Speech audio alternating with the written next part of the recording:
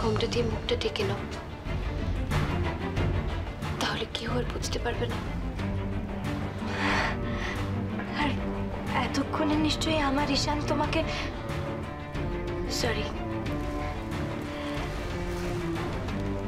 আমাকে বিয়ে করার জন্য বেরিয়ে পড়েছে বলো।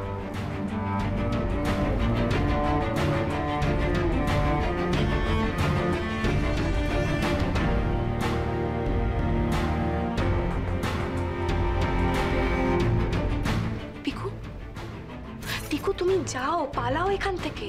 সরি ক্যাপ্টেন, আমাকে যেতে হবে। আমি আপনাদের মাঝখানে এসেছিলাম, তাই আজ নিচে থেকে সরে গেলাম। আপনারা ভালো থাকুন, আমি শুধু এটুকুই চাই। আর পারলে আমায় ভুলে যান, ভুলে যান।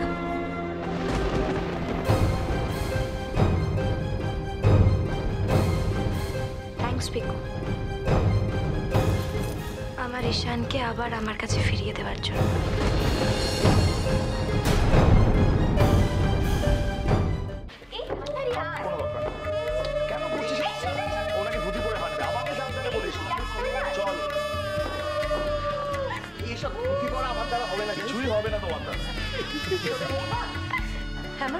ছেলেকে বিয়েতে পাঠানোর আগে মায়ের কোলে কিন্তু একবার বসাতে হয়। মানে এটা কি একটা নিয়ম?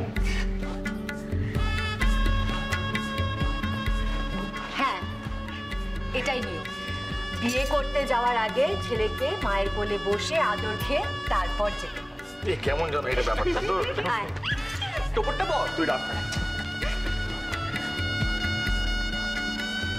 ঈশান, সবাই এক মায়ের আশীর্বাদ নিয়ে তারপরে যায় বিয়ে করতে। তুই তো ভাগ্যবান, তুই দুই মায়ের আশীর্বাদ নিয়ে বিয়ে করতে যাচ্ছিস। আমাদের দুজনের আশীর্বাদ তোর সাথে। বড়দি, তোমার ঈশান বিয়ে করতে যাচ্ছে, ওকে আদর করবে না?